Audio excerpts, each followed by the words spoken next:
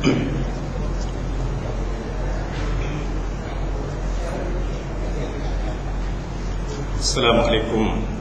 warahmatullahi ta'ala wabarakatuh.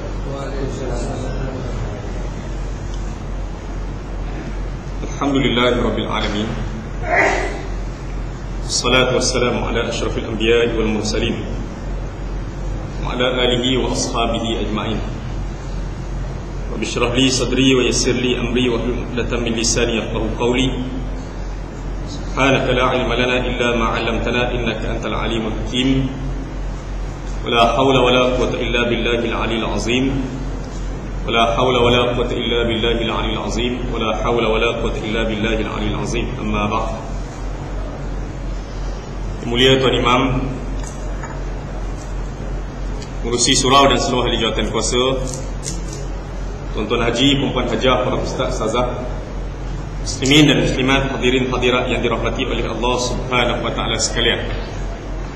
Alhamdulillah, kita panjatkan kesyukuran pada Allah Subhanahu wa taala kerana dipertemukan pada malam yang berbahagia ini, pada malam yang ke-16 kita melaksanakan ibadah salat sunat tarawih, dan hari yang ke-15 kita melaksanakan ibadah puasa. Mudah-mudahan amal ibadah yang kita lakukan pada hari ini dan pada hari-hari sebelumnya diberkati dan diterima oleh Allah Subhanahu wa taala insyaallah. Dalam bulan Ramadan banyak berlaku peristiwa penting dalam sejarah Islam yang perlu kita ambil perhatian. Antara peristiwa penting berlaku dalam bulan Ramadan adalah peperangan Badar. Peperangan Badar ini berlaku dalam bulan Ramadan, tarikh 17 Ramadan tahun kedua Nabi berhijrah ke Madinah. Yang kedua peristiwa yang berlaku dalam bulan Ramadan ialah peperangan Tabuk. Peperangan Tabuk ini panjang dan sebahagian daripada peperangan Tabuk masuk sehingga ke bulan Ramadan. Yang ketiga berlaku pembukaan kota Mekah, Fathu Mekah, juga berlaku dalam bulan Ramadan. Khalid Al-Walid yang meruntuhkan berhala Uzza yang berada di keliling Kaabah dalam bulan Ramadan. Islamnya kabilah Arab, iaitu kabilah Bani Thaqif, satu kampung memeluk Islam, berlaku dalam bulan Ramadan. Yang satu waktu dahulu kampung inilah seluruh penduduknya pernah halau Nabi SAW. Akhirnya beberapa tahun kemudian penduduk kampung ini sekampung memeluk Islam dalam bulan Ramadan. Kemudian peristiwa yang berlaku dalam bulan Ramadan, Islam sampai ke negara Yaman, Islam sampai ke Spanyol, Andalus. Berlaku peperangan Ain Jalut di antara tentera Islam di bawah pimpinan Sultan Saifuddin Qutuz lawan tentera kerajaan Mongol, berlaku dalam bulan Ramadan. Dan di antara peristiwa besar yang berlaku dalam bulan Ramadan adalah nuzul Quran. Sehari dua lagi kita akan sambut nuzul Quran, turun Quran yang berlaku dalam bulan Ramadan. Para ulama bahagikan Al-Quran ini, faedah penurunannya terbahagi kepada dua. Yang pertama, Quran yang turun secara keseluruhan ataupun secara sekaligus, keseluruhan ayat itu. Yang kedua, Quran yang turun secara berperingkat-peringkat kepada Nabi SAW. Quran yang turun secara sekaligus ataupun secara keseluruhan ayat ini terbahagi pula kepada dua. Yang pertama daripada Allah ke Lauh Mahfuz, bal huwa Quranun Majid fi Lauhim Mahfuz. Kemudian daripada Lauh Mahfuz ke langit dunia ataupun Baitul Izzah. Baik, selesai. Kemudian bahagian yang kedua, Quran yang turun secara berperingkat-peringkat. Quran yang turun secara berperingkat-peringkat ini turun kepada Nabi SAW bermula pada tarikh 17 Ramadan tahun 610 Masihi, waktu Nabi umur 40. Dan teruslah turun dalam tempoh 23 tahun, iaitu 13 tahun Nabi berdakwah di Mekah dan 10 tahun selebihnya di Madinah. Ini tempoh penurunan Quran. Bila kita baca Quran, khasnya dalam bulan Ramadan ini, mengambil sempurna keberkatan dan fadilah dalam bulan Ramadan ini, sampai Nabi SAW sebut dalam satu hadis, siapa yang baca satu huruf daripada Quran ini, Allah Ta'ala beri 10 kali ganda pahala. Aku tidak maksudkan alif lam mim tu satu huruf ataupun satu kalimah, tapi yang aku maksudkan alif tu satu, lam tu satu, mim tu satu. Artinya 10, 10, 10. Alif lam mim tu saja boleh 30 pahala. Apatah lagi dalam bulan Ramadan ni. Bila kita baca Quran, kita akan bertemu dengan 114 surah yang disusun menjadi 30 juz. Kita baca Quran 6,000 lebih ayat tersebut, kita akan bertemu dengan kisah-kisah Nabi-Nabi alaihi wassalatu wassalam. Kisah Nabi yang paling panjang sekali dalam Quran adalah kisah Nabi Musa alaihi salam. Sebab tu kalau kita nak tulis kisah Nabi berdasarkan ayat Quran ini, kisah Nabi yang sangat rumit ataupun agak payah untuk disusun adalah kisah Nabi Musa. Sebab kisah Nabi Musa ni duduk dalam rata-rata surah, berbeza dengan Nabi-Nabi lain. Nabi Musa ni kisah dia ada dalam surah Al-Baqarah ada, dalam surah Al-Kahfi ada, dalam surah Taha ada, berbelah-belah surah ada kisah Nabi Musa. Ke bila kita nak susun kita tak tahu dia punya tepat susunan itu ataupun kronologi peristiwa itu. Kita baca surah Al-Baqarah dalam semayang kita ataupun di luar semayang, kita akan bertemu dengan kisah Nabi Musa AS. Nabi Musa AS ni Allah Ta'ala bangkitkan kepada kaum Bani Israel. Kaum Bani Israel yang ketika itu duduk di negara Mesir. Dan ketika Nabi Musa AS dibangkitkan oleh Allah kepada kaum Bani Israel, waktu itu Mesir diperintah oleh Fir'aun. Kita bincang sebelum ini, Fir'aun itu bukan nama orang. Fir'aun itu gelaran bagi Raja Mesir zaman kuno dulu. Dan Fir'aun itu ada nama-nama dia. Artinya jumlah Fir'aun itu banyak. Dan Nabi Musa sempat hidup di bawah pemerintahan beberapa orang Fir'aun, antaranya Ramses II. Nabi Musa pernah duduk di bawah pemerintahan dia. Sebab tu ada sebahagian ahli sejarah yang sebut bahawa yang bunuh kanak-kanak dulu Fir'aun lain.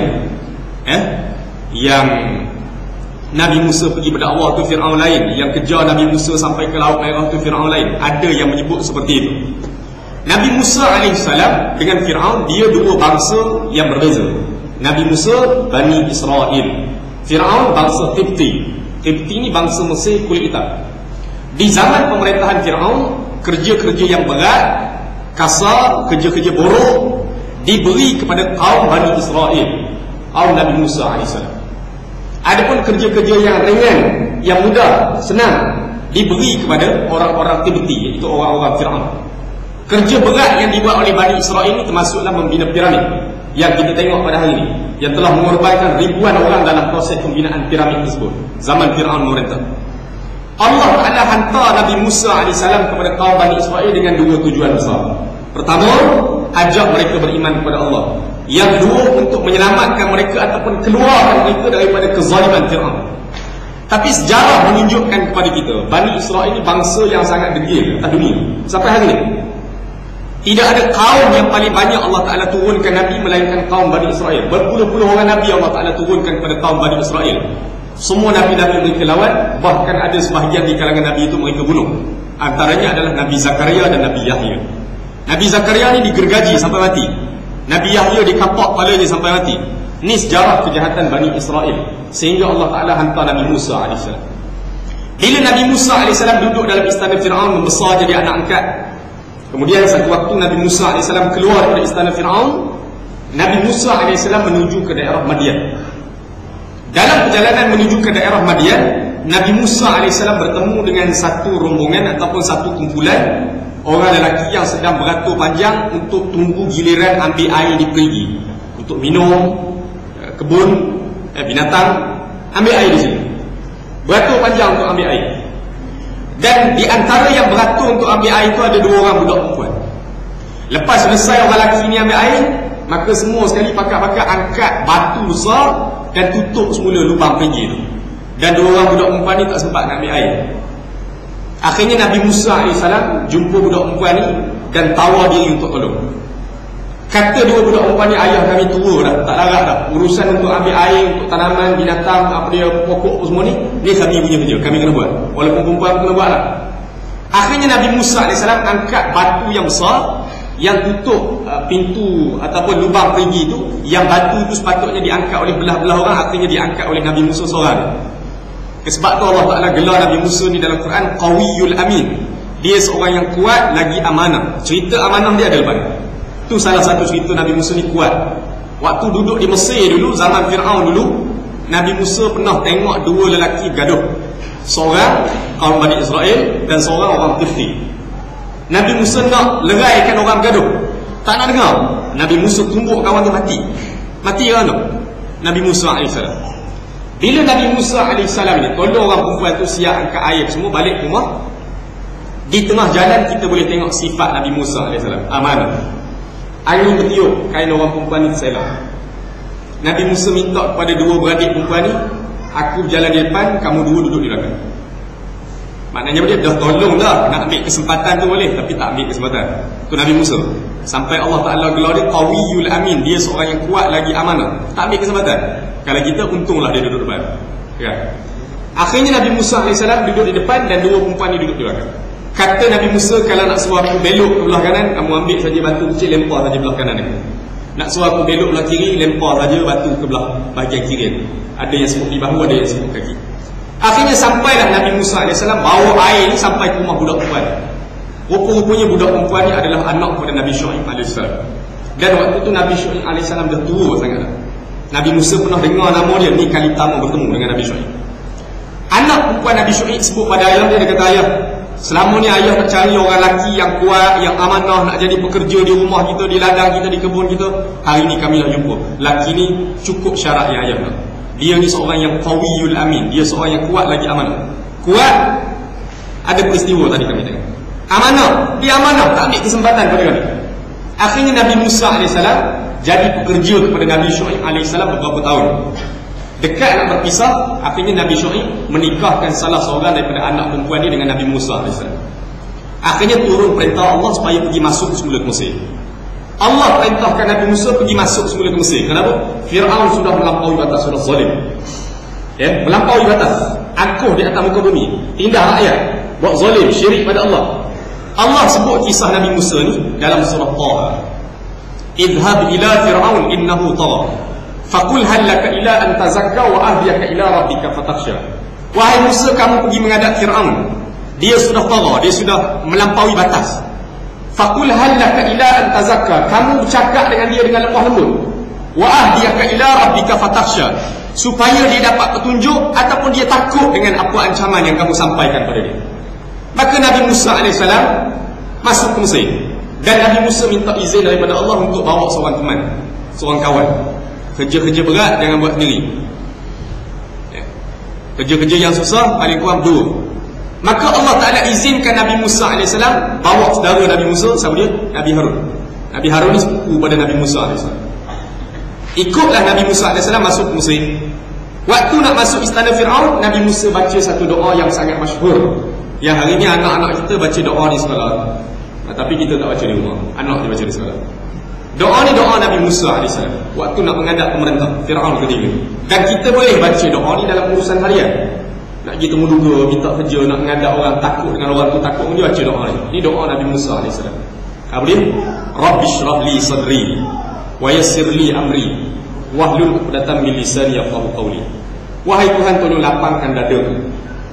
Ni doa Nabi Musa AS waktu nak menghadap Fir'aun. Wahai Tuhan, tolong lapangkan dadaku. Jawatan besar, pangkat besar, gaji besar sekalipun, bila Allah Ta'ala buat dada sempit, kacau, apa kerja pun tak jadi. Maka minta Allah Ta'ala bagi lapang dada. Wa yassir li amri, mudahkan urusan aku. Wahlul 'uqdatam min lisani, tolong buka simpulan ikatan lidah aku ni, biar aku cakap ni lancar. Nabi Musa ni masalah dia tak apa-apa fasih. Biar aku cakap ni lancar, buka simpulan lidah aku, yafqahu qawli, supaya mereka faham apa benda yang aku cakap. Nabi Musa AS masuk istana Fir'aun, menghadap Fir'aun, berlaku perdebatan. Fir'aun buat keluar ahli sihir dia, pakar bahagian ular. Nabi Musa buat keluar tongkat dia. Akhirnya tongkat Nabi Musa keluar ular besar, telan ular-ular ahli sihir Fir'aun, sehingga menyebabkan seluruh ahli sihir Fir'aun sujud kepada Allah dan beriman dengan Nabi Musa AS, sehingga mereka diseksa oleh Fir'aun ketiga. Akhirnya Nabi Musa AS keluar dari Mesir, menyelamatkan Bani Israel. Menyelamatkan Bani Israel keluar dari Mesir sampai ke tepi Laut Merah. Nabi Musa AS pukul tongkat di laut, dan Allah Ta'ala belah Laut Merah itu menjadi 12 laluan, dan selamatlah Bani Israel. Dan ketika itulah bala tentera Fir'aun yang berpuluh ribu orang mengejar Nabi Musa AS dan kaum Bani Israel. Sebaik saja Nabi Musa dan kaum Bani Israel sampai ke daratan, dipukul tongkat itu di laut, air laut itu bercantum semula, dan ketika itulah Fir'aun dan bala tenteranya masih duduk di tengah laut, dan Allah Ta'ala tenggelamkan dia. Kisah Fir'aun Allah Ta'ala tenggelamkan dalam laut ini kisah benar yang Allah Ta'ala sebut dalam Quran.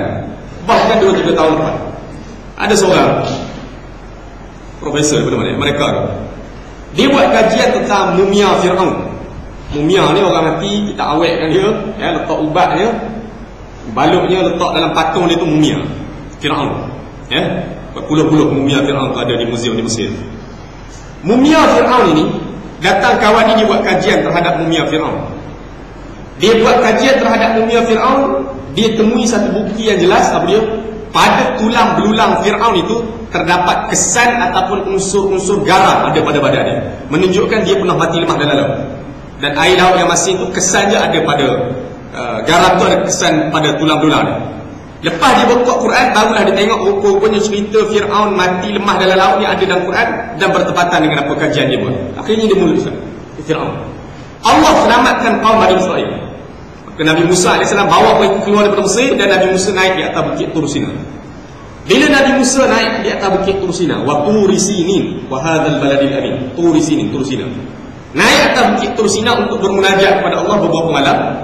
Nabi Musa pesan kepada kaum Bani Israel, aku naik ke atas menghadap Tuhan, kamu duduk di bawah, ketua kepada kamu Nabi Harun, kamu dengar cakap Nabi Harun. Bila Nabi Musa selesai bermunajat kepada Allah, turun ke bawah, Bani Israel sesat dan makin jauh beragama.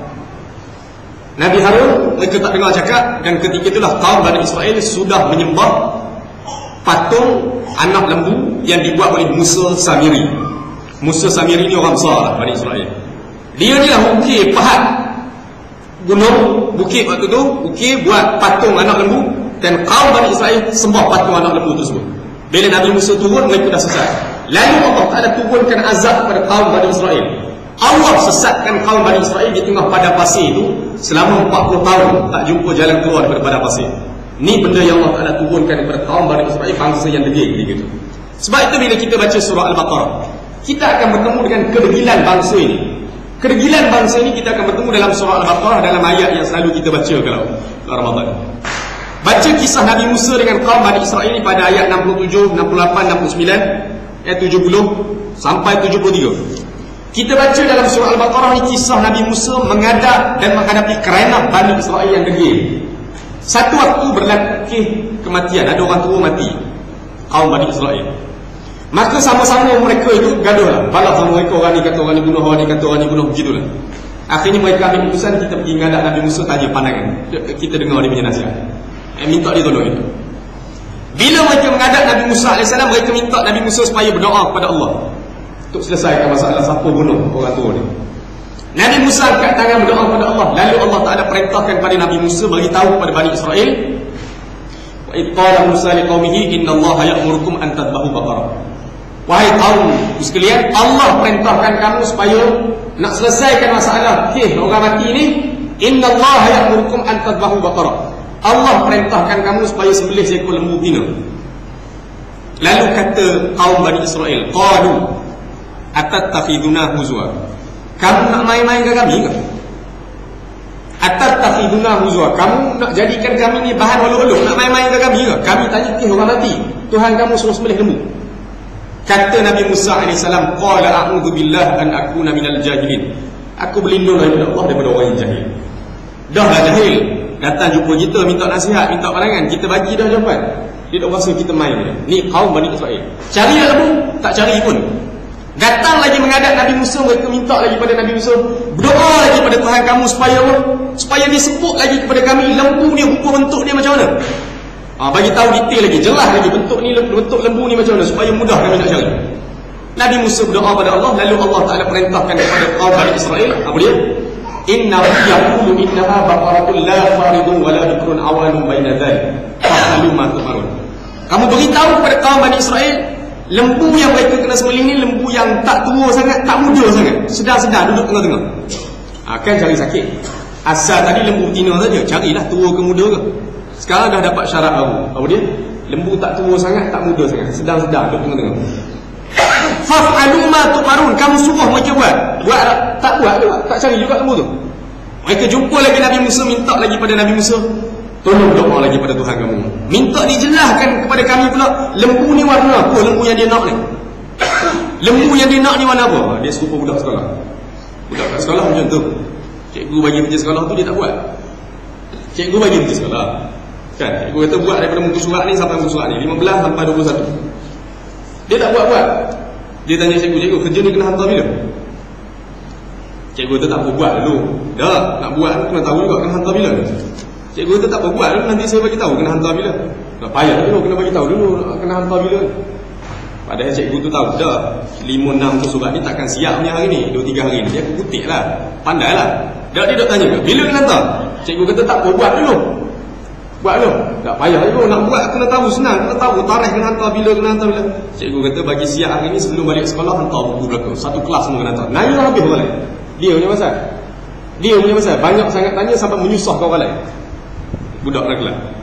Lalu Allah Ta'ala sebut kepada kaum Bani Israel, innahu yaqulu innaha baqaratun safra'u faqi'un lawnuha tasurrun nazirin. Memberitahu kepada kaum Bani Israel, lembu yang mereka kena cari ni bukan sekadar lembu betina, bukan sekadar tak tua sangat, tak muda sangat. Lembu yang mereka kena cari ni warna dia warna apa? Warna kuning keemasan. Dan orang tengok semua rasa seronok tengok lembu tu. Kan cari penyakit. Buat tak buat juga. Datang jumpa Nabi Musa AS, mereka tanya lagi pada Nabi Musa, tolong doa lagi pada Tuhan kamu, minta dijelaskan lagi kepada kami lembu ni dia punya rupa bentuk dia macam mana, sifat dia macam mana, bagi jelas detail lagi lah supaya mudah kami nak laksanakan. Lalu kata Allah, innaha baqaratun la dhalulun tuthirul ard wa la tasqil hartha musallamatun la syiyata fiha. Lembu yang kamu kena cari ni lembu yang tak digunakan untuk membajak tanaman, lembu yang tak digunakan untuk mengairi air di kawasan pelarangan, dan lembu yang tidak ada belang-belang ataupun tompuk-tompuk di badannya. Kan susah. Fadhabahuha wa ma kadu yaf'alun. Lepas tu mereka cari wa ma kadu yaf'alun. Hampir-hampir mereka tak mampu buat benda yang mereka nak ni. Hampir-hampir tak jumpa dengan lembu yang mereka nak cari. Letak syarat payah, menyusahkan diri. Padahal kalau sebut lembu betina, carilah lembu betina apa pun. Ni kaum Bani Israel. Jumpa lembu tu pun, tuan lembu tu budak anak yatim. Ayah dia dulu ada tinggal seekor lembu. Memang tak guna di ladang, warna dia cantik, orang tengok seronok, berapa kali dah orang nak beli. Dan budak ni pun tak nak jual lah. Dia tak nak jual, sayang sungguh lembu ni. Sampailah kaum Bani Israel tawar harga yang sangat tinggi, lumayan, barulah budak tu jual. Akhirnya mereka sembelih. Bila sembelih, Allah Ta'ala perintahkan apa dia? Faqul nadribuhu bi ba'dihha kadzalika yuhyillahu al-mauta wa yuriikum ayatihi la'allakum taqilun. Lepas kamu sembelih, kamu kena potong bahagian lembu ni dan kamu kena pukul pada si mati tu. Kata ulama, bahagian lembu tu adalah ekor lembu. Ekor lembu tu kamu potong, kamu pukul pada si mati tu, dia bangun. Dia bangun dan diberitahu siapa dia yang bunuh dia. Yang bunuh dia tu adik-beradik dia sendiri, anak saudara dia, bunuh dia. Cuma hari ni kalau ada orang mati, jangan nak sembelih lembu pukul dengan ekor, dah tak bangun. Tak bangun, sahih tak bangun. Tuan pukul tu mati. Ini kisah Bani Israel yang degil, yang ada sampai hari ini. Dan kita boleh baca kisah Bani Israel ini dalam beberapa surah-surah ataupun ayat-ayat yang lain. Kisah Nabi Musa bertemu dengan Bani Israel dan sebagainya, sampai Nabi Musa AS menghadap Allah. Panjang cerita. Saya nak sebutnya begini tuan-tuan. Mari kita dalam bulan Ramadan ini, kita bakat-bakat buat tadarus. Bagus. Bagus baca Quran. Bagus baca Quran. Ada orang sebulan ni sampai 2-3 kali dah khatam. Bagus. Bagus. Sekali khatam. Bagus. Kita bukan sekadar nak khatam Quran, bukan nak kerja khatam Quran. Kita nak Quran yang kita baca kita faham. Baca, tengok dikit mana. Nak buka kitab tafsir berat-berat kita tak mampu. Paling kurang tengok terjemahan ayat ni, ayat ni cerita apa sepintas lalu, jadi tu. Bacalah Quran tu dengan tadabbur. Jangan kalut nak habis. Jangan kalut nak habis, kerja-kerja. Macam kita lah, kita semayang 8 rakaat, ada masjid semayang 20, habis sama dengan orang semayang 8. Nak pergi mana tak tahu. Kita semayang 8, sepatutnya dia 20. Dia habis lewat daripada kita, dah 20 habis sama dengan orang semayang 8. Nak pergi mana? Tarawih tu maknanya dia istirahat, rehat-rehat, tenang-tenang. Kalau apa? Tarawih tu waktu dia panjang. Waktu boleh semayang sendiri, boleh semayang di rumah, boleh sambung, tak larat, berdiri, boleh duduk. Dia baca Quran tu ada suatu benda kita dapat. Salah satu bendanya yang saya nak kongsi dengan tuan-tuan adalah peristiwa ini yang Allah Ta'ala rakamkan dalam surah Al-Baqarah. Itu surah paling awal sekali kita duk tadarus dalam bulan Ramadan. Tuan-tuan dan puan-puan yang dirahmati oleh Allah Subhanahu Wa Ta'ala sekalian, itu beberapa perkara yang saya nak kongsi pada malam yang berbahagia ini. Mudah-mudahan Allah Ta'ala beri manfaat dan kebaikan kepada kita, insya-Allah. Akhir sekali, sebagaimana biasa, buat makluman kepada tuan-tuan,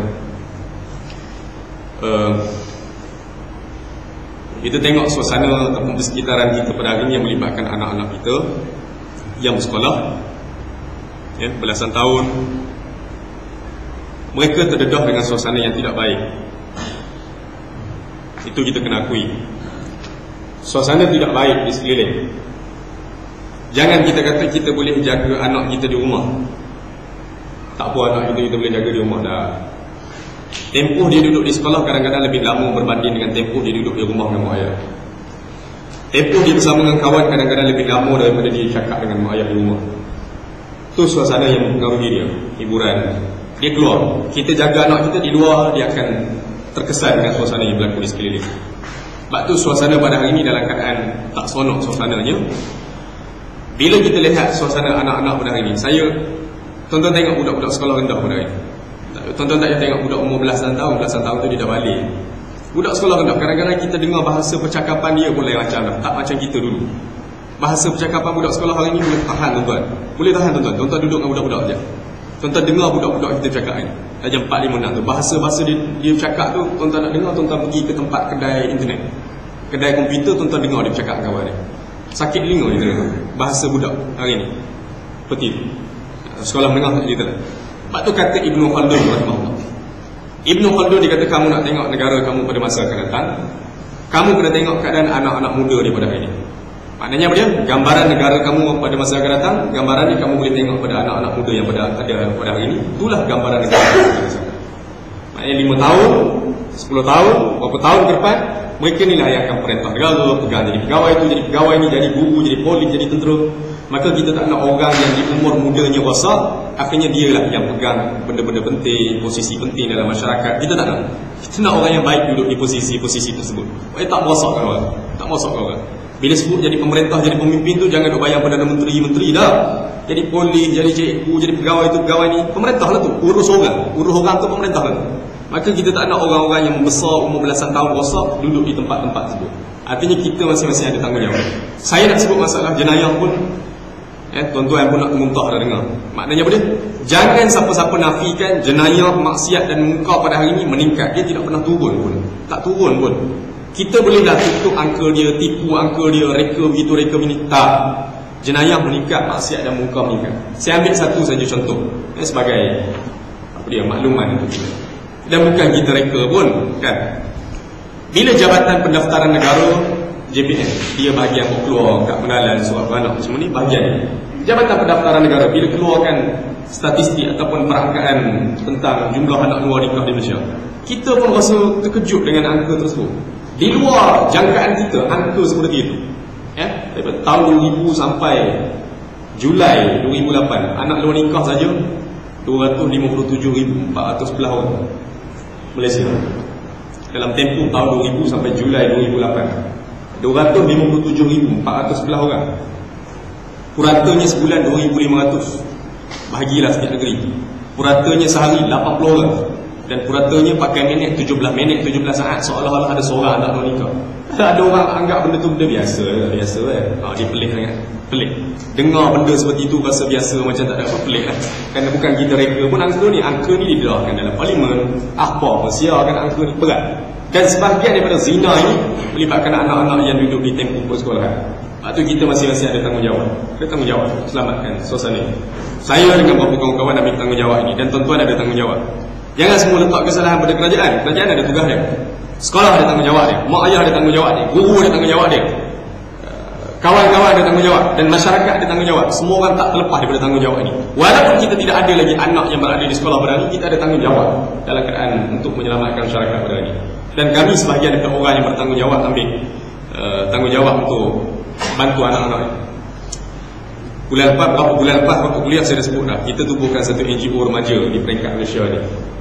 Dan kita ada di peringkat negeri-negeri, kita punya cawangan. Dan hari ini kita mula lancarkan NGO kita ni di peringkat kawasan-kawasan daerah-daerah. Kita buat program dalam sekolah, luar sekolah, dekati anak-anak sekolah menengah dan sebagainya. Macam-macam camp kita susun untuk mereka. Program pendidikan, hiburan, kesenian, benda-benda lah yang sesuai untuk mereka kita susun. Dan saya diamanahkan sebagai pengurusi. Kita tubuhkan dalam NGO ni di peringkat daerah kita ni, kawasan Muhammad Pantai ni pun kita dah tubuhkan. Dalam bulan Ramadan ni pun ada program kita susun. Minggu depan 11-12 bulan kita buat qiyam mulai sama dengan pelajar-pelajar sekolah menengah di Masjid Ikhlasiah Pantai Dalam. Kalau ada anak-anak sekolah menengah ataupun dah jam 4-5-6 nak join, boleh datang ke saya. Setahun lebih dah kita tubuhkan NGO ni.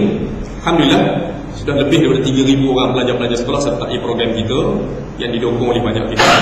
Jadi saya harapkan dua benda saja pada malam ini daripada tuan-tuan. Pertama, doa kepada tuan-tuan supaya mudah-mudahan urusan kami dekati anak-anak muda ni Allah Ta'ala mudahkan.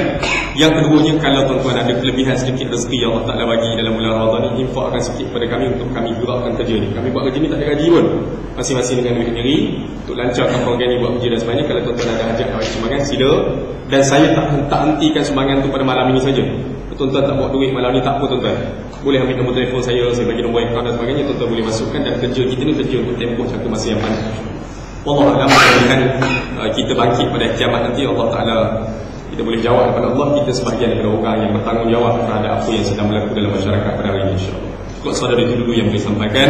Mohon maaf atas segala kekurangan, kelemahan dalam penyampaian yang baik datang daripada Allah, kelemahan daripada diri saya sendiri. Aku qali hadza wa astaghfirullahalazim li wa lakum wa lisa'iril muslimin wal muslimat fastaghfiruhu innahu huwal ghafurur rahim. Assalamualaikum warahmatullahi wabarakatuh.